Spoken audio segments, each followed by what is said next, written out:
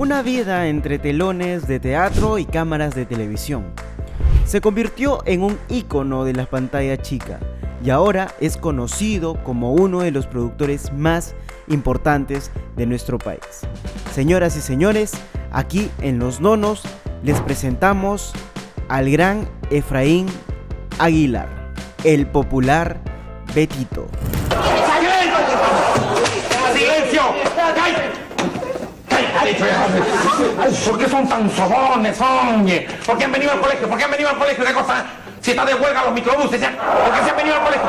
Porque mi papá tiene carro ya. Carroza tendrá tu papá que porque sabía, este muchacho, una notición para usted. Bueno, yo tuve la suerte, la bendición de conocer mi vocación desde muy niño. Te lo digo, yo cuando despierto a la racionalidad, ¿no? A convertirme a entender, yo estaba recitando la declamación de la independencia con mi gorrito, ¿no? Y diciendo, no, desde este momento, y desde ahí comienzo a recordar que siempre hacía, ¿qué te digo? Grau, hacía Olaya, y hasta que llegué al cuarto de primaria y encontré a dos grandes profesores que prácticamente me absorbieron, que era el profesor César Urueta Alcántara, mi padre, de pasadita, era como mi padre, y el profesor Vidal Luna, ambos egresados de la Escuela Nacional del Arte Dramático, y ellos llevaron mi carrera poco a poco, hasta llegar a participar en concursos de teatro escolar que los organizaba un diario popular como que se llamaba Última Hora, ¿no? Efraín nos cuenta que para él, en su vida, hubo un antes y un después en la producción, dando el salto a la pantalla chica con uno de los programas más ambiciosos de aquel momento, Risas y Salsa. Muy bien, así me gusta, señorita, que usted me apoye a mí, porque yo me merezco todo de usted y usted de mí. ¿Le puedo dar un besito? Ay.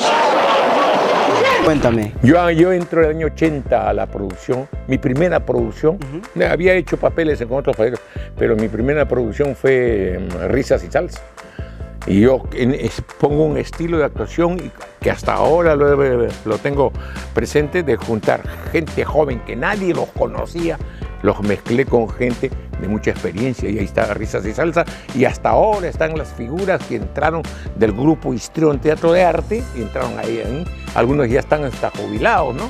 Pero salieron de ahí, y esto es, perdóname que sea vanidoso, si no me hubiera impuesto a que entrara gente joven, Panamericana no hubiera arriesgado, pero yo me impuse, van y si van, y había que tener autoridad para hacerlo. Y hoy esa gente es conocida. Ya te recontra, Chuyma nunca quería hacer comedia, no quería.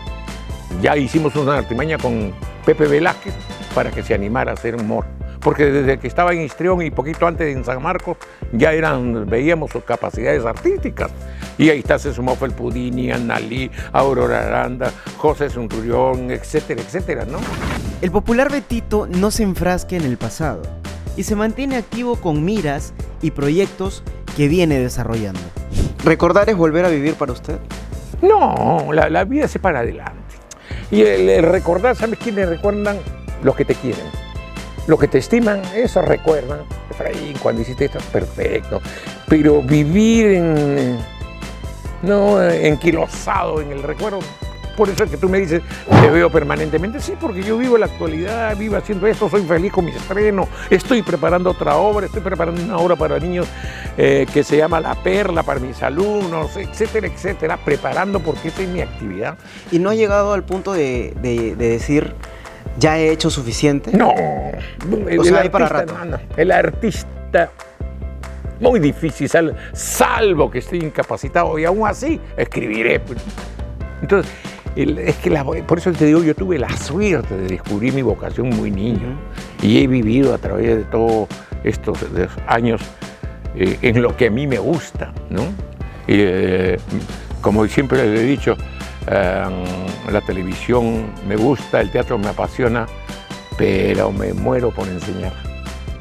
Más allá de la actuación, Efraín nos comentó sobre una de sus grandes pasiones: enseñar teatro, actividad que viene realizando desde hace ya varios años y de manera incansable. Yo doy la vida por enseñar a los jóvenes. Es una de sus pasiones. Yo soy profesor egresado, como te he dicho, del Instituto Pedagógico Nacional. ¿Y qué siente cuando enseña, cuando da cátedra de todo lo que hemos visto a lo largo de estos años en televisión? Justamente yo busco jóvenes que recién comienzan, no hago enseñanza a adultos que ya tengan experiencia, salvo que me llamen de alguna universidad donde dicto alguna charla, ¿no? Donde explico cómo es la trayectoria, ¿no? Cómo se debe forjar un futuro. Les digo la verdad que al principio del teatro no se puede vivir si no tienes otro ingreso. Vas a vivir o al lado de papá y mamá, ¿no? O vas a vivir misio, pues, ¿no? Y porque el proceso del teatro es, en este país, en este país, porque en otros países hay mucha actividad teatral, y entonces hay fuentes de trabajo, hay oferta, ¿no? Y entonces hay mucha demanda de actores, ¿no? Así de sencillo. Verbigracia Argentina. Todo tiene un punto de quiebre, y Efraín no es la excepción. A continuación, nos relatará cómo pasó de la actuación a ser uno de los productores más destacados de nuestro país. ¿En qué momento dijiste o sentiste de que ya no podías o ya no debías hacer actuación y meterte para el lado de la producción? Mira, eso ha sido una cuestión casi sin pensarlo. Yo intrínsecamente, interiormente, sabía que tenía capacidad de liderazgo, no tenía don de mando, sabía disciplinar a la gente. Yo sabía que podía hacerlo. Entonces, cuando lo hago, me demuestro a sí mismo que sí puedo hacerlo. Y Camucha Negrete, que sabía, él me decía, sigue, haz tu programa. Él inclusive ella quería que hiciera un programa propio. Y me alentó también, ¿por qué no negarlo?, a seguir en la dirección y producción de televisión. Pero a la vez hacía teatro de revistas, que era el teatro, que lo hice durante muchos años. Los calatitos, más calatos que nunca, los esqueletos. ¿Qué no hice? Todo el mundo pasó por ahí. O sea, hacía teatro, hacía televisión. Fui a la televisión, me quería más como productor y director que como actor. Y ellos tendrían sus razones. Y yo no tengo por qué sentirme ofendido. Y ahí siempre le digo a mis alumnos, la calificación y adjetivación hacia los actores la da el público, ni siquiera la prensa, el público. La pandemia fue una época difícil para todos y afectó a muchas personas. Efraín fue uno de ellos, tanto que lo dejó incluso en la quiebra. La pandemia fue una época dura. Dura no, terrible. Terrible. Quebré, yo te digo así, quebré. Así que con lo que significa quebrar, quebré. Cuéntanos un poco de lo que viviste en esa época, que fue dura para todos, pero para desesperación, porque al no haber producción, porque yo tenía mi propia productora de programas de televisión, con mis cámaras, con todo, ¿no? Tenía que producir teatro, tenía mis talleres, y de repente de la noche a la mañana te cierran el caño. Y entonces qué desesperación. Intenté dar clases por Zoom. Me fue pésimo. Y tuve que vender todo para subsistir, pues tenía que vender todo. Vendí como 9 carros, la unidad móvil, escenografía, iluminación, sonido, todo lo tuve que rematar para subsistir. Y me parece... Y ahora está resurgiendo. Poquito a poco, como verás, mis tachitos de luces, ¿no? Yo soy feliz. Todo lo voy haciendo con cariño, con afecto. Y tengo a mi hijo, el segundo, que le gusta la dirección televisiva, Winston, y está haciendo un buen trabajo, ¿no? Tengo un hijo abogado, tiene su trabajo, el tercero es comerciante, así que cada uno trabaja para subsistir de acuerdo a sus posibilidades, ¿no? Yo me siento muy orgulloso de ellos, porque ellos han vivido una época terrible, que es la de los senderos luminosos. Esa época ha sido terrible. Las oportunidades para los jóvenes para hacer algo fue dificilísimo. O entrar a la universidad en entrar al emporio del terrorismo. ¿Y qué padre quería que vaya a eso? Es muy difícil. Tenían que salir del país. Bueno, ellos han vivido eso y ya han sabido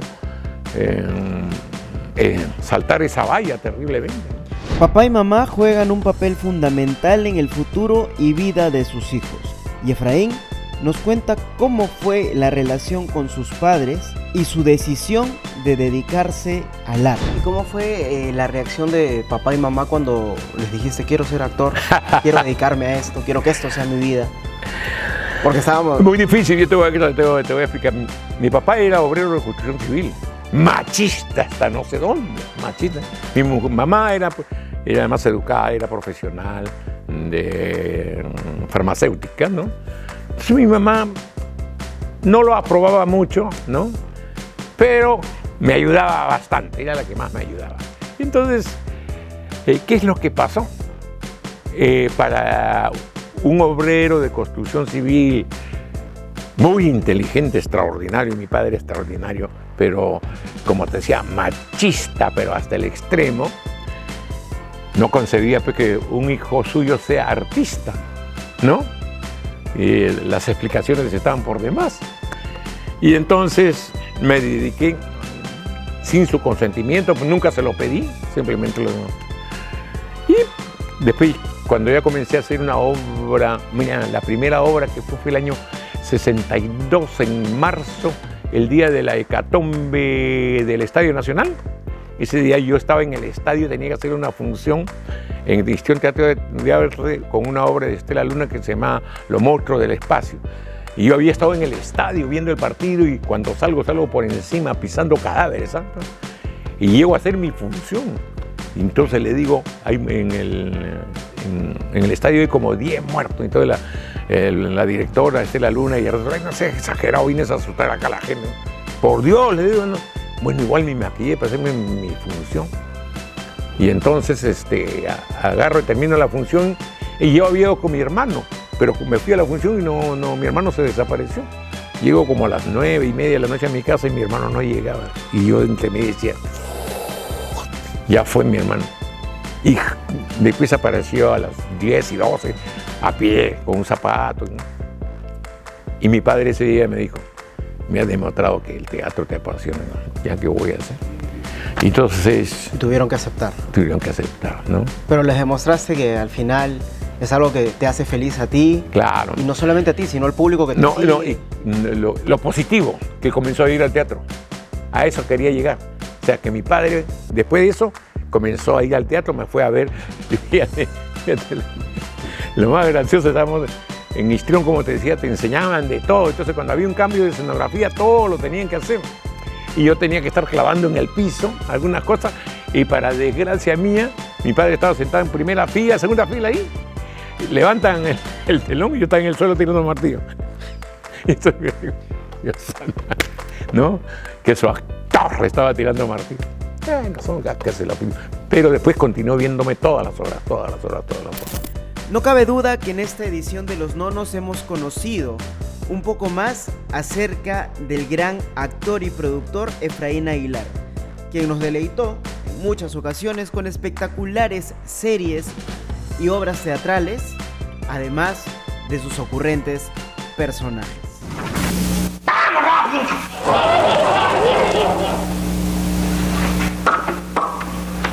Escupe. ¿Tú eres Betito? Sí, ¿y qué hay? Tu mamá siempre me habla de ti. Sí, ¿y qué hay? Así que... Dime, ¿está tu mamá? ¿A ti qué te importa si está o no está? Vivo eres, ¿no? Así que tú pretendes a la... Y yo tú... No